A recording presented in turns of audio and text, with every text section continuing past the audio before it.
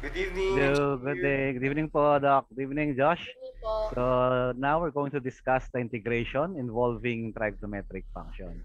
So as shared in the video here, where we have the double angle formulas, the power reduction formulas, and the basic formulas for integration. So we'll be using these formulas in solving the sample problems. Okay. So our first problem is the integral of cosine cube x dx. Okay. How do we approach the problem? First, you would separate cosine cube x into two parts, wherein one should be or one could be the derivative of the other. Okay, so let us separate it. Let's get one as cosine squared x and the other as cosine x dx. Okay, so one should be the derivative of the other. Now, using the trigonometric identities, cosine squared theta from the Pythagorean theorem, okay, identities, is equal to 1 minus sine squared theta. Or writing the formula, it is sine squared x plus cosine squared x is equal to 1. So these are trigonometric identity. So solving for cosine squared x or isolating cosine squared x, cosine squared x is equal to 1 minus sine squared x. Okay. Now we substitute the value of this to cosine squared x. So we have the integral of 1 minus sine squared x multiplied by cosine x dx. Now we assign our u and our derivative of u or du. So let's say we let u be equal to the sine of x. Therefore, the derivative of sine x or du is equal to cosine x dx. Okay, now changing these values to our u and du values, we have the integral of quantity 1 minus u squared multiplied by your cosine x dx is equal to your du. So this will be du. Okay, now integrating this, distributing du. So we have du, integral of du is equal to u. And then minus, we have u squared du. So that is integral of u squared du. It is u cubed over 3 plus c. Okay. So the final step will be, again, changing the values of u into their proper values, which is sine x and cosine x dx. But only u is needed. So we have u as sine x plus u cube over 3. So that is equal to sine raised to 3 of x over 3 plus c.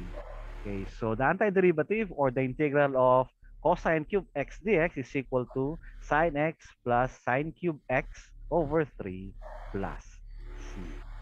So hopefully you understood the solution, Josh. Opo. Okay, so try to solve the other problem. Just follow the method I used.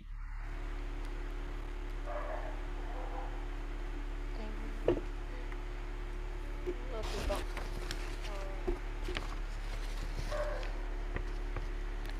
Separate the cosine 5x.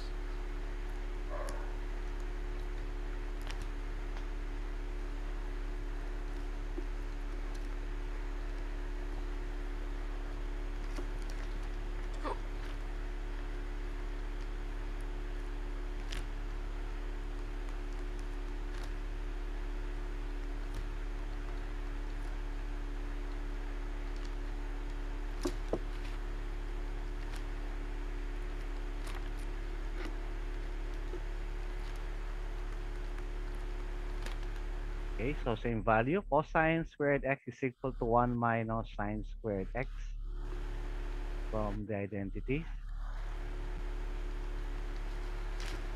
Let u equals sine x.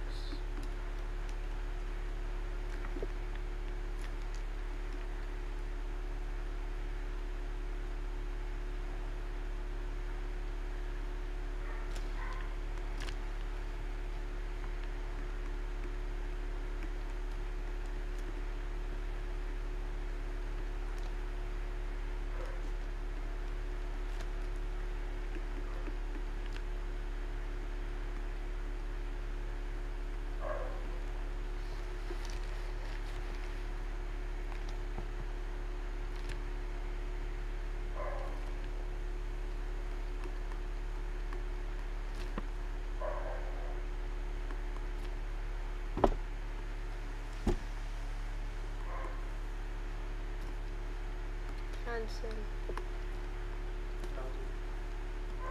Okay.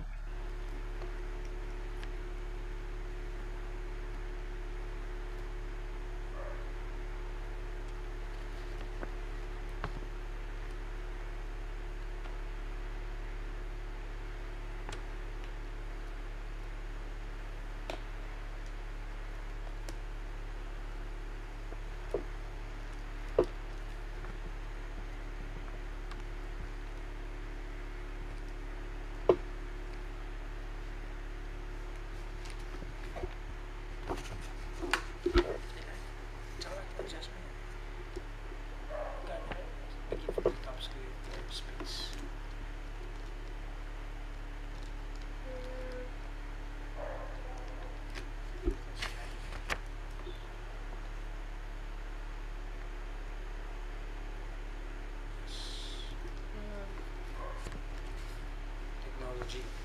Technology eh, na engineer. Pa. Technology.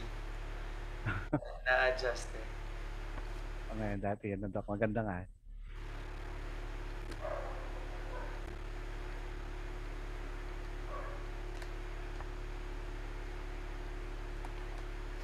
Substituting sin x as u. Louder.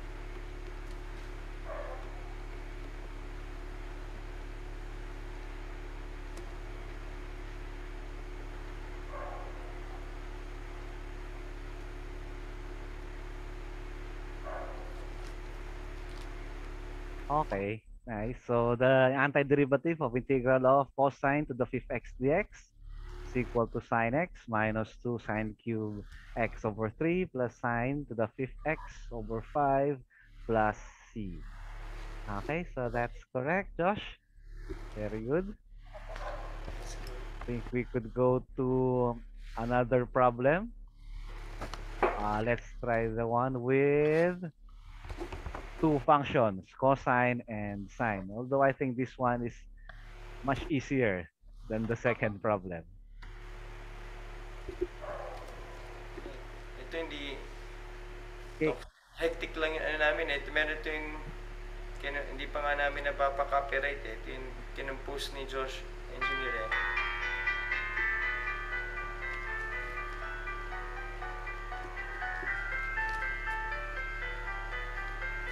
Oh, I just wrote it again.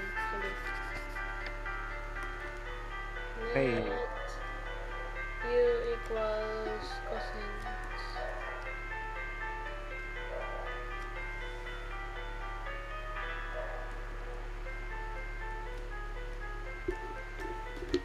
Okay.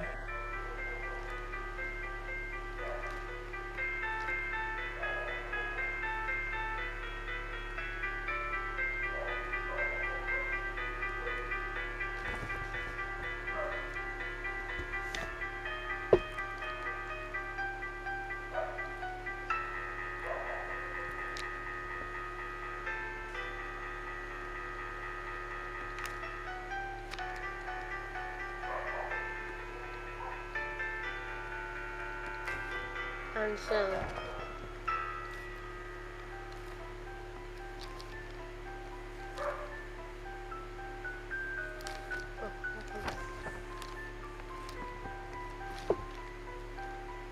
Okay. So the reason why we didn't split cosine to the fifth x is because there's already a sine, okay, multiplied by cosine to the fifth. So you did not split the cosine to the fifth.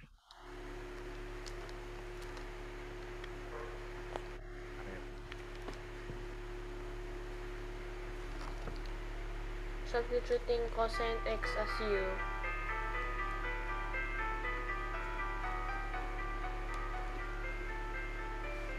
Okay, so that is negative cosine to the 6 x over 6 and plus. Actually, this is quite simpler than the second problem since it already has the sign that the derivative of cosine. Okay, we need not show or that we did not to convert cosine into sine. Okay, so this problem is quite simple. Okay, next problem, I think it's quite complicated than that. Okay. Problem number, I think it's problem number 4, just since I solved the problem number 1.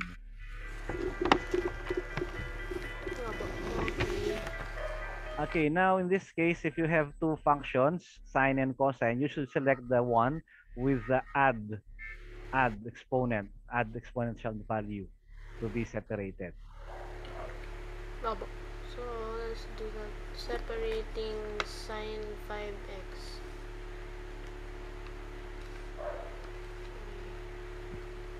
Now Add to the Josh.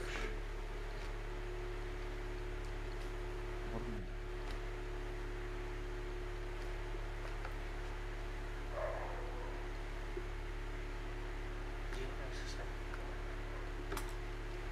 Use all. Ito sa dulo mo. Para magamit mo yung space na yun.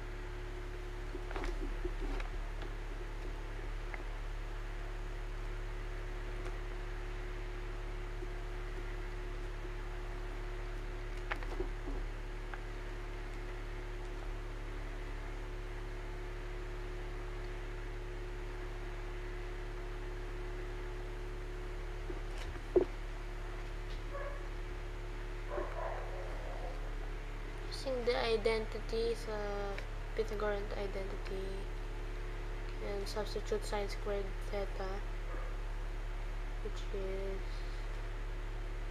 this is sine to the fourth theta or sine squared theta. Josh, erase that part first.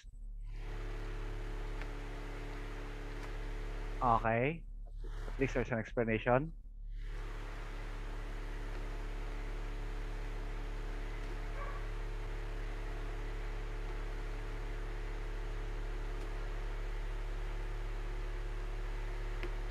Okay, Josh, arrange it first. Arrange. Cosine squared x and then sine x. And then dx. Yeah, okay, yeah. Now, Josh, it's still dx, not yet du, since you haven't changed your cosine into u. Yeah. Yeah, substitute cosine x into u.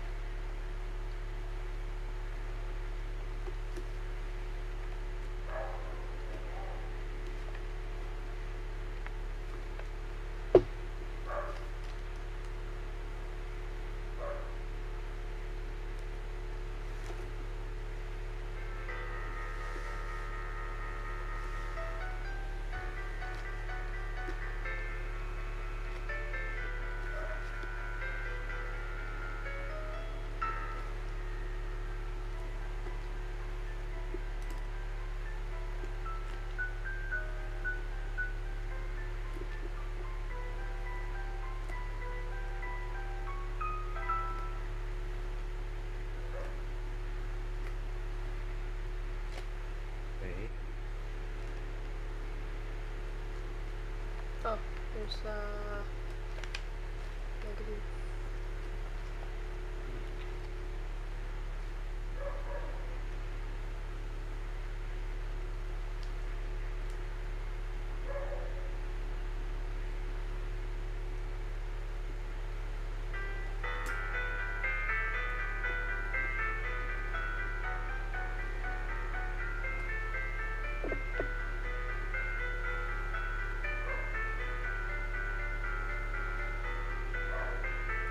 Substituting the u back into cosine x.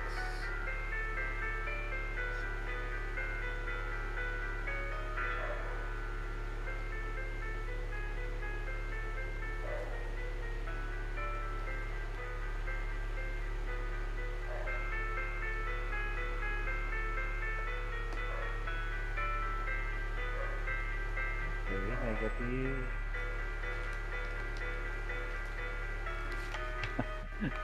Hindi pa kumasya yung C dun sa dulo. Hindi pa kumabot. Ika.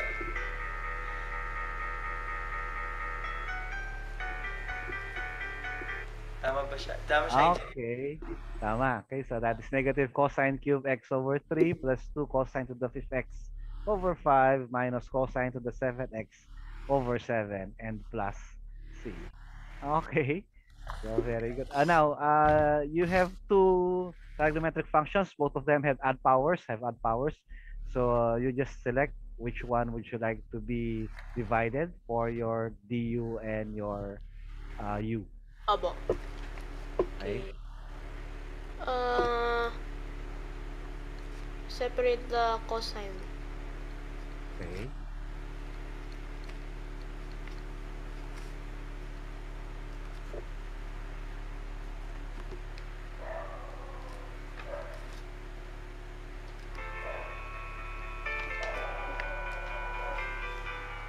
Let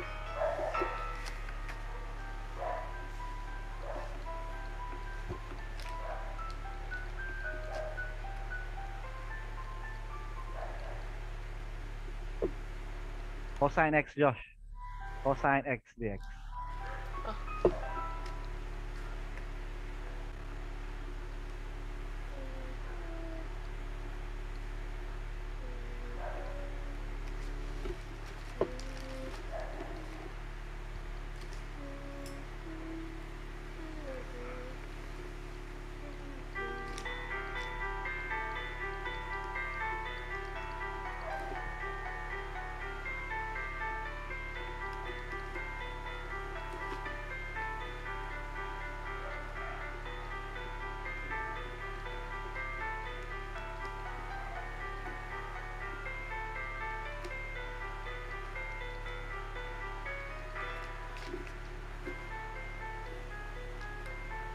Josh, 5 ba yun? U to the fifth ba yun? Para, 5 ba yun? 6. yeah. Ganda. Hindi maintindihan.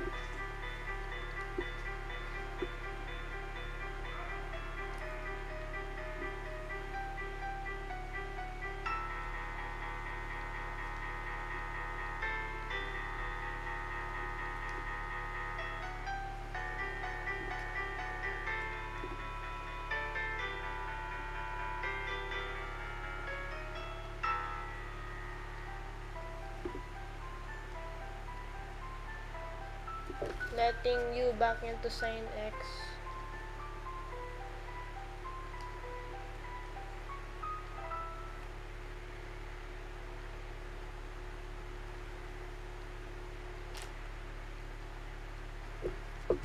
Mukulang pa yung C talaga sa space, Josh. Binigtak Di sa ko ma- Di ko maabot. Okay. So that's correct. But you could also select sine to the fourth multiplied by sine x, the solution. Okay, but still correct. Okay, that's the fifth problem.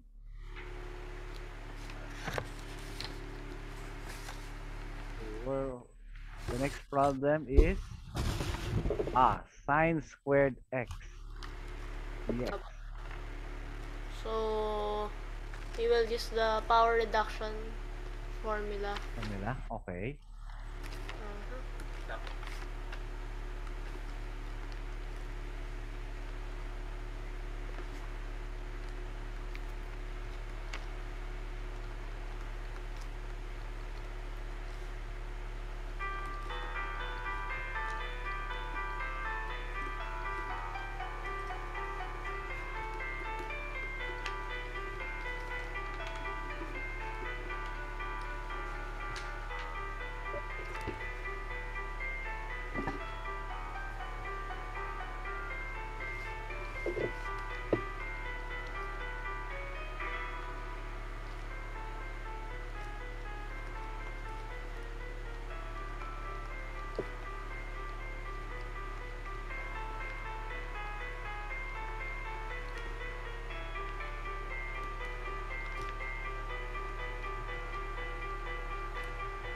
Yes, the C fit.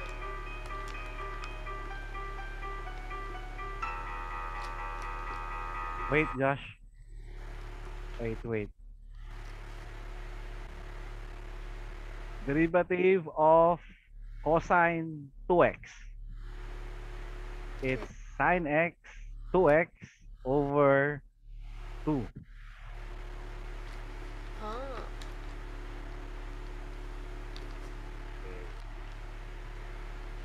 And So this that's, will be 4. yes. Okay, so the correct answer. X over 2 minus sine 2x over 4 plus c. Yes. Ah, So try to remember that no, the antiderivative or the integral of cosine x is equal to sine x. But if there's a value with x numerical value, let's say 4x, the antiderivative is equal to sine 4x then with the denominator of the numerical value of the one being antiderivative or integrator. Okay, that's problem number. Okay. Next is cosine cube 3x dx. To the fourth, sine to the fourth. opo. Okay.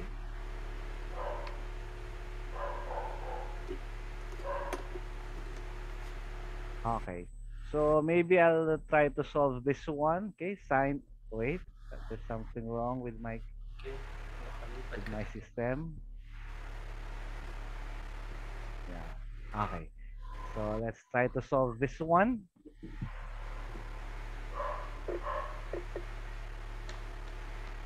I think it's quite long, so I'll just make my letters a little more, a little smaller. Okay, so it is the integral of sine to the fourth x dx. Okay, so I will be converting this into integral of sine squared x squared dx. Okay, so I made it sine squared x for me to apply the reduction formula. Okay, so now it is squared. So let's, so the formula is given before. So it is 1/2 multiplied by quantity 1 minus cosine 2x. Now, if it is sine, the sign of the the cosine is negative. If it's cosine, the sign of cosine in the parenthesis is positive. Okay, so this will become 1/2 multiplied by 1 minus cosine. Okay, 2x squared dx. Okay, so it's always nice to remember or proper to remember that when it is sine, the sign of cosine is negative. If it's cosine squared, squared, it is negative. Okay. Opo. So let's continue.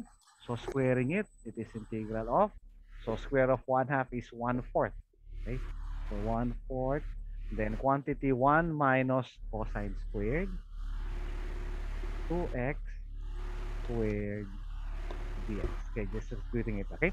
So let's multiply 1 minus cosine 2x multiplied by 1 minus cosine 2x. And 1/4 will be out of the integration sign. So 1/4, put it out there. So this will become, I won't be cutting the solution. So it is 1 minus cosine 2x multiplied by 1 minus cosine 2x and then dx. Okay, so okay pa ba, Josh? Opo. Okay pa yung solution niya? Okay, wait. So now, I will be multiplying them. So this is equal to 1. 1/4 integral of 1 minus 2 cosine 2x. Okay. And then plus cosine squared 2x. 2x. And then, yes. Okay. So in this solution, makikita natin, we could still see that cosine squared 2x can still be transformed, or we can still use the reduction formula in this cosine. Now, I'll be writing it here on this side. Doc, okay ba dito? Can you still see it here? Yes. Okay. So it is, the formula for cosine is 1/2 multiplied, okay, without, I won't cut the solution. Engineer, can you please adjust the camera? Okay po, okay po. Okay, Doc. Okay, I'll just write it here na lang, Doc, okay? Para, then I'll just continue on this side. Okay, so cosine squared 2x, okay, is also equal to 1/2 multiplied by 1 plus cosine 2x. Okay. So then, if it is 2x and then cosine x lang, yung cosine squared, so this will become 4. Okay, so this will become 4. In x, pag x siya, that is 1 plus cosine, let's say this one. So sine x is 1 minus cosine 2x. Okay, so sine x. Okay, 1x lang siya. So it is cosine 2x. Now in this case, it is cosine squared 2x. Therefore, 2, therefore it is multiplied by 2. So this will become 4. Okay, hopefully that's clear. If it is sine squared x, then it is cosine 2x. Now it is here, it is 2x. Therefore, you multiply 2 to the value of cosine 2x. Therefore, it becomes 4x. Okay, so that's how it became 4x. Okay, now let us try this again here. I'll be distributing the 1/2. So it is 1/4 integral of 1, quantity 1, 2 cosine 2x, and then plus. Okay, so multiplying 1/2, it is 1/2. Okay, plus cosine 4x, sorry, cosine 4x over 2. Okay. So, is it clear, Josh? Hindi nakita yung sa bandang pinaka-right. Cosine Okay, 4 okay, okay. 4x Okay. over 2 And x. down. Okay. Kita na Can you see back? kita na po. Okay ba? Medyo mali din kasi dito sa monitor yung ako hindi ko masyadong nakita rin yung sa akin. Okay na siya. We're getting old na, Doc. Mga mata natin medyo Okay, yes. mali din nakikita. Okay, okay. Medyo hindi ko na makikita masyado. Okay. So, that is 1/2 plus cosine 4x. Okay. And then meron pang, I forgot yung dx. Yan. Okay. Now we can integrate them. So 1/4 multiplied by, this is quantity. So dx and x tayo dito. Or wait, I think I would combine like terms, or I would combine yung constant kasi may 1 pala dito tsaka may 1/2. Okay, so combine ko muna. So this will become negative 2 cosine 2x plus 1 and 1/2. So it is 3/2. Okay. Plus cosine 4x over 2. Yun. Dx. Okay, so I just combined yung 1 at saka yung 1/2. Okay, so pareho naman silang constant. Okay, so now we would integrate them. Okay, so there's still integration sign. I just combined the two numerical values. Okay, now we integrate. So this is 1/4 multiplied by quantity. So negative. Okay, so negative 2. Okay, cosine derivative, sorry, antiderivative is sine. Okay, sine 2x. Now, since may 2 doon, therefore may denominator ka rin na 2. Now, 3/2 times dx is 3/2 x. Okay, and then cosine again. Okay, so I think I'll separate yung 2 muna, no? Para maging 1/2. Okay, plus 1/2. And then cosine of 4x is equal to sine. Can you still see it here? 4x over 4. Kita pa. Kita pa, yan. Kita. Medyo lumilit na yung ano niya. Okay, so pwedeng mag-cancel ng 2. Plus ano yun? Plus C yan? Plus C, Doc. Sorry, plus C. Yan, Okay. hindi na kasi yung space. Yan. Okay. So, ayusin ko lang yung format niya. So, it is 1/4 multiplied by quantity. Unahin ko to. 3/2 x. Litan ko ng konti. Minus. This is, wala na siyang 2. No? Natagal na yung 2 niya sa baba. So, minus sine 2x na lang. Okay. And then plus, this is sine 4x over 8. Yun. Plus C. Now, I think we could share this answer. If not, you could distribute yung 1/4. It will be 3/4 x minus sine 2x over 4, and then plus sine 4x over 32. So this is our final answer. Just remember, let's say in this part, Okay, you could still see that this function can still be reduced or you can use the reduction formula. Okay, so kumbaga hindi pa tapos. Tingnan mo kung meron pang pwedeng gamitan ng formula. Okay, Josh, is it clear? Opo. The solution clear? Okay. So I think the next problem is still reduction. Try it first. Okay, sine to the fourth. So next problem, sine squared, cosine squared. Now, both of them have even numbers, so both of them can be, you can use the reduction formula in both of them. Okay. So, I'll just use the reduction formulas on, hindi nga po, both of them. Uh,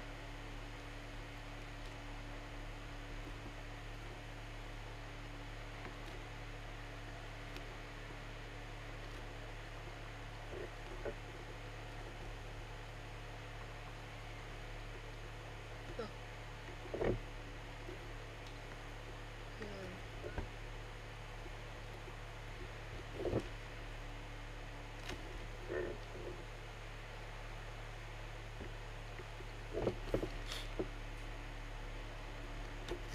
We can move these 1/2s out of the integral sign.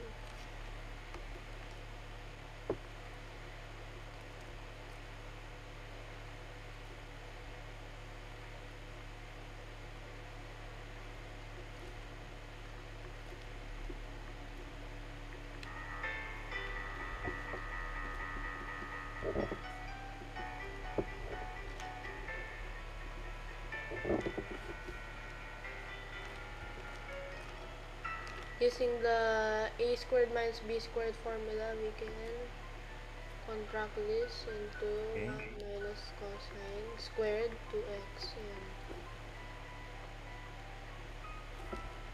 Okay, difference of using 2 the squared. trigonometric identities, this will just be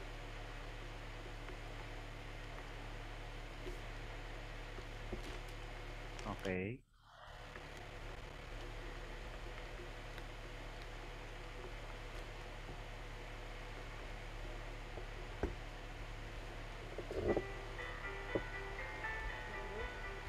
okay.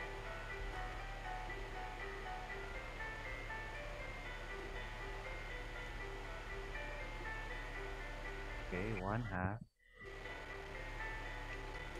I will apply the power reduction formula again.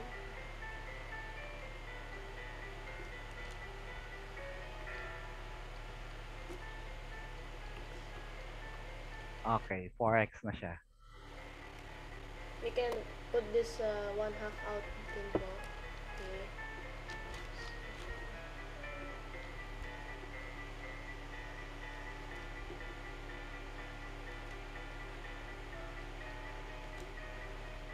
Cosine. Now Okay. we can simplify it. We can evaluate the integral.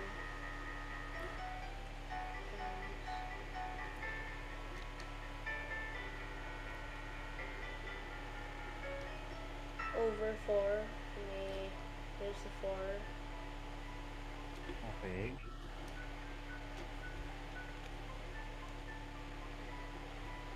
Plus C.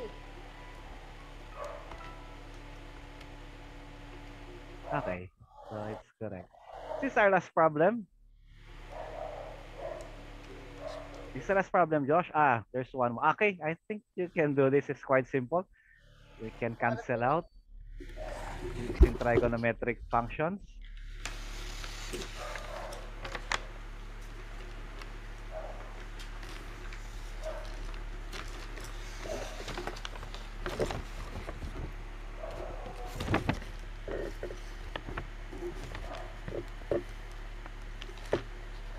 Okay, so everybody hates tangent, so we Wait, will Josh, do you still have the last answer, the last question for the last question? ano po? Go back. Could you go back to the last problem? Yes, okay. Okay, okay. I thought you forgot the C. Okay. Opo. Haha.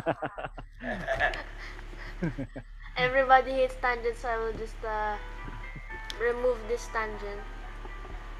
Become by ay wrong color.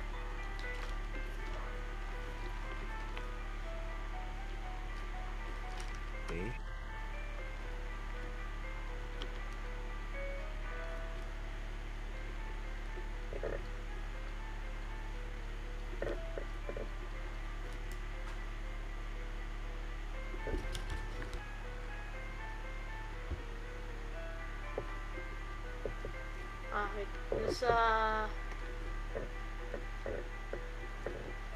There's still space on it. Sin x. We can separate. We can break down this sine cube x. Okay. Okay. Now, so I'll just put it above. Let u equals cosine x. So du will be equal to negative sine x, and then dx will be equal to Oh, wait. Negative sine x dx. haba. Okay. Move the dx. Okay. Dx equals du over negative sine x. Okay. Substitution. But you still have two signs in the numerator. There's still sine squared and sine. Haba. Okay. So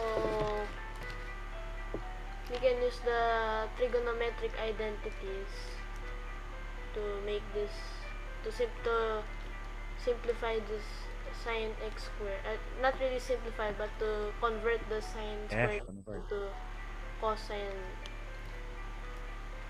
sine x cosine x dx equals substitute the cosines with the u. 1 minus u squared. I'll just separate the sine x times du over negative sine x. Cancel. Okay.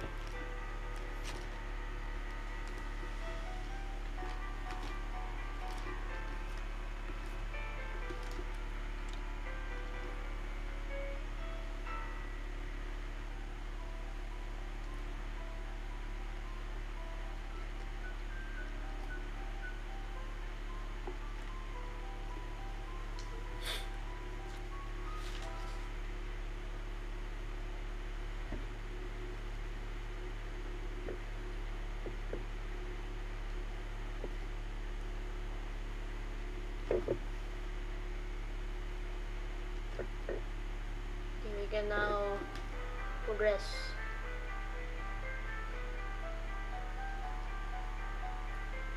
Okay.